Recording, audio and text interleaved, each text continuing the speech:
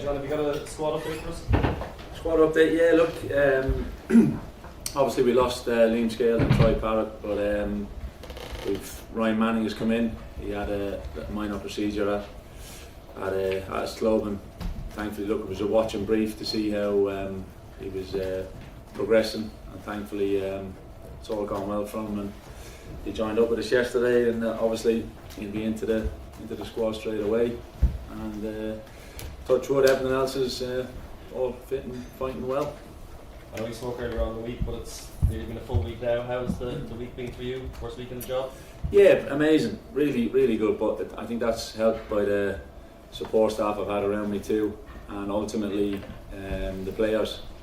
I think they're the key to it, so if they're buying into it and obviously showing the desire and attitude, application to be aggressive and take things on and show that in the training, but obviously it comes to the crux of it now in terms of picking the team and looking forward to the game as well. I know you said earlier on the week you had got a team selection in your own head. I know you know the players well. Has anybody surprised you this week? No. Look, no one surprised me. Look, I know the group well. Obviously, the staff got eyes on some of the players. Obviously, for the first time in the flesh, shall we say? And look, it was, as I mentioned, everyone's been obviously a freshness to it, shall we say, in terms of seeing a couple of new staff, a couple of new players in the squad as well. They have that freshness to us, and look, a relaxed atmosphere, but also a proper learning curve as well in terms of what we're going to be looking for to do the job against Belgium. Obviously, you've got some really proud days in a green jersey. Just where will tomorrow rate when you take that dugout? Yeah, right up there. It has to be an incredible honour.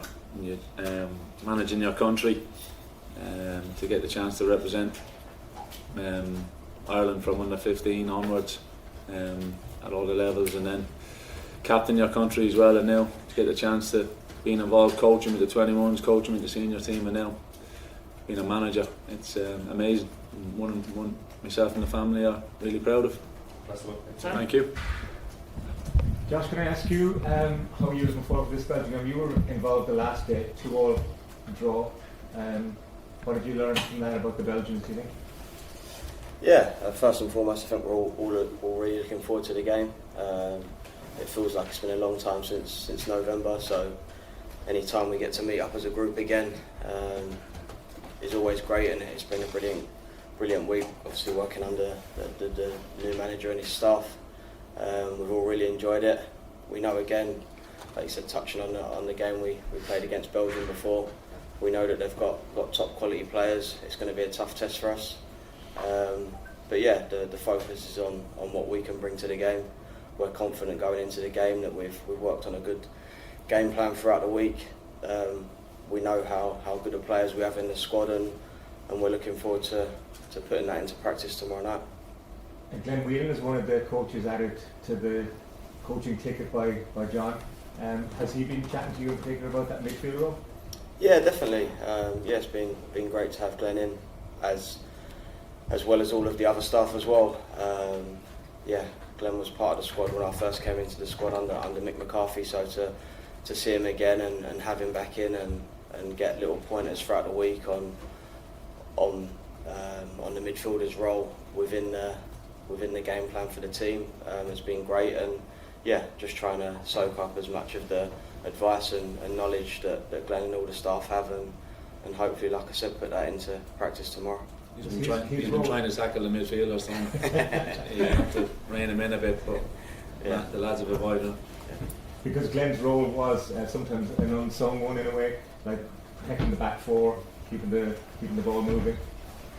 Yeah, definitely. I think look, having trained with Glenn and seen him play close up, I know that he had much more than that ability-wise. But sometimes I think the biggest compliment you can give to players like Glenn is you probably notice more when he's not playing the job that he does for the team. The role that he carries out was always fantastic, and yeah, someone that I always watched and tried to learn from, and yeah, it's been, like I said, it's been great to have him around the squad this week. John, can I ask you, when will you pick your team and when will you tell the players? And yeah, the players will know today at some stage what the team will be. I think it's important that, and then you can obviously focus down on a few more finer details, shall we say. And then look, as I said, that's where you come to the crunch time in terms of final preparation, final details, and then everyone on board, because that's what obviously we spoke about right from day one in terms of the 2 games, plenty of players playing, plenty of substitutes being needed to finish the game just as strong as you started. Because the good thing is there's good players in form as well, so it's a nice problem to have in a few positions. Did you just one last one? Did you think at all of maybe going to the Aviva today for some of the players who, like the likes of Sammy or Finn, who hadn't actually played there? No, we did. We spoke about it, but look, it's one of them. In terms of the plan and preparation side of things, it just fits in better to stick to the routine of Abbottstown. Good luck tomorrow. Thank you.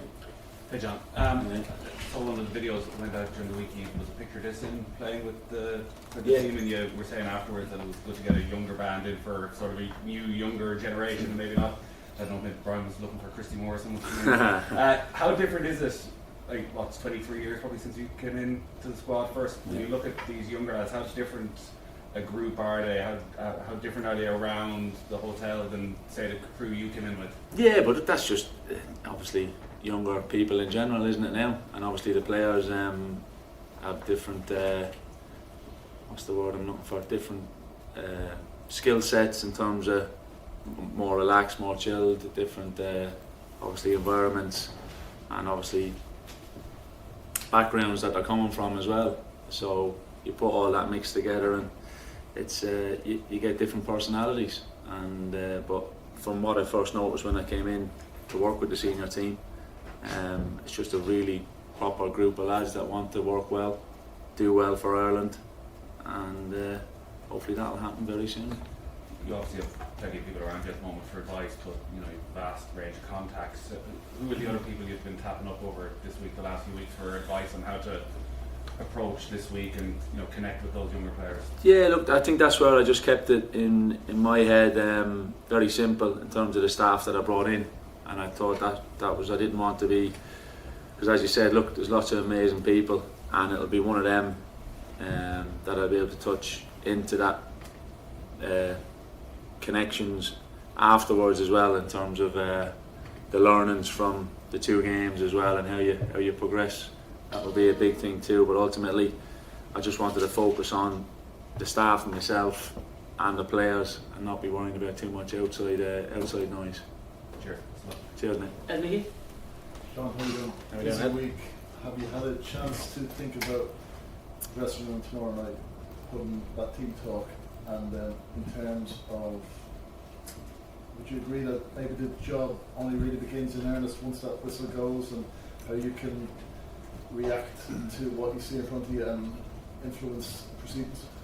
Yeah, look, well, I agree in one sense, but disagree in the sense of obviously when you first get the players together and you're chatting to them the first time as well, that's a key part to set the tone for the week ahead. But ultimately what you said in terms of game time is the crucial part, and that's where the preparation comes into it, the final details exactly that we'll put in place today, and then a kind of a switch off for the boys to relax and focus.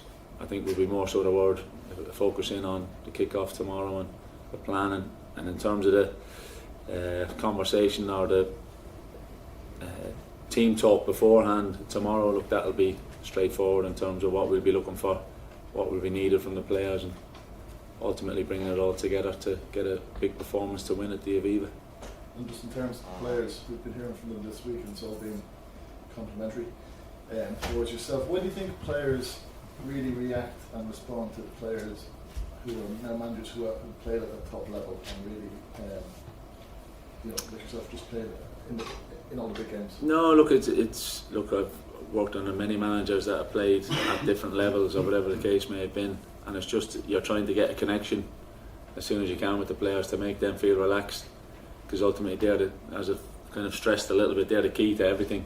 They're the key to performing, they're the key to winning matches, and you just kind of have to get that connection with the group to go on whatever team is selected. They're backing each other up no matter what, and as I mentioned, it's the type of game, the intensity that's going to be needed. We'll be making changes at different stages that will hopefully maintain the strength of the team to maximise what we're talking about, that intensity for a full 90 plus minutes, as they say.